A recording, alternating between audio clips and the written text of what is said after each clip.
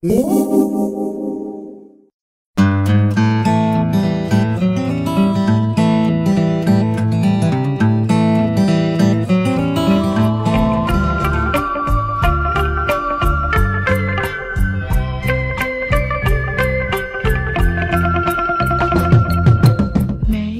go to China, speak Chinese.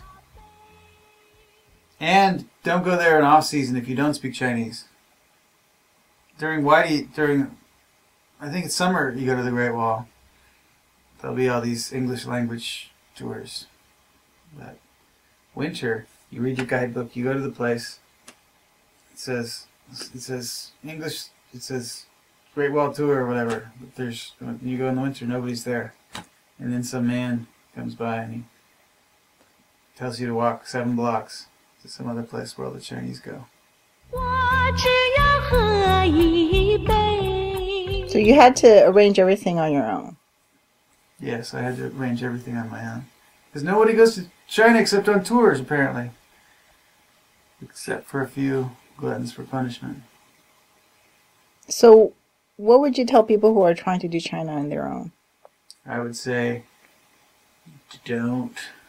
Yeah, you should find a local Chinese woman who's trying to marry you. And probably lead her on for a while so she'll hang with you until you make your way out of the country, then you flee across the border. She can't chase you. I mean, by law. That's pretty sweet. It's impossible in off season to get a reasonable. I mean, like I went to the Rock. You know that rock place? There's this famous place in China. It's this rock. It's the City of Rocks or something. I don't know what it's called. I can't remember. I had to take like a bus, find a taxi. Everyone's trying to tell me where the taxi is. Then like take a burro or something. I mean, there were like 17 different modes of transportation. Each one a struggle because of my lack of Chinese.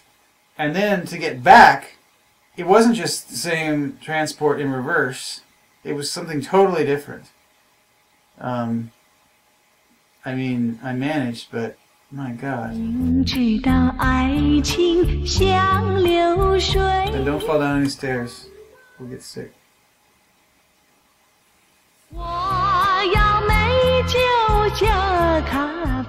Don't assume if you get sick and you're staying in a restaurant for $1 a night, which I was doing in one shithole of a town. You're staying in a restaurant for $1 a night, and then you're suddenly sick. Don't just use any old toilet assuming you can use it, because that toilet is probably broken, and the whole family will hate you forever for using a toilet when you're sick that is broken. That's another piece of advice I have. Certain Chinese cities are extremely Vegas-y.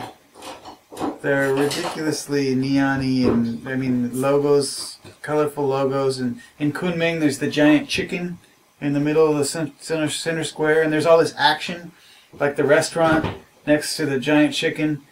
The staff comes out every night. They march out, and they all do their calisthenics, and they get these pep talks, and they do these exercises, so they're ready to serve you food in the restaurant. It's like a military service sort of thing. Yet I stayed in a place on that square, all the most modern neon lit everything. And who's running around in my room? Chickens. Chickens. That's old and new. Old and new. But that wasn't what I was getting at. Oh yeah, shopping. When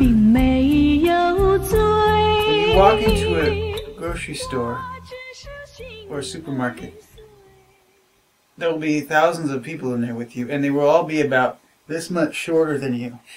Well, what about compared to me? Well, okay, they'll all be your size. And they'll all at once. Remember that movie, Invasion of the Body Snatchers? Mm-hmm. When they'd look at you and open their mouth, or who did that? Was it the Snatchers or the Snatchies?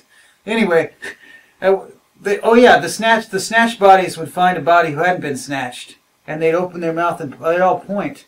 And that's what happened to me everywhere I went.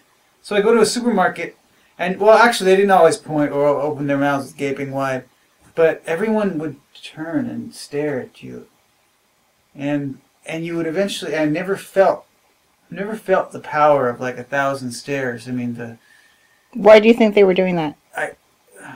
Well, because I look like a freak. It's really like I didn't believe there was such a thing as like feeling all these eyeballs on you, but there is.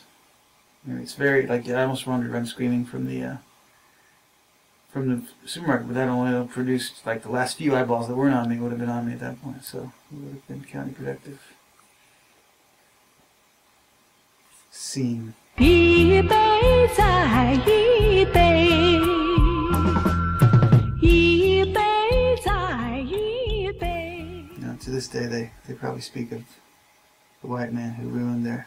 Well, we don't have to get into what he ruined.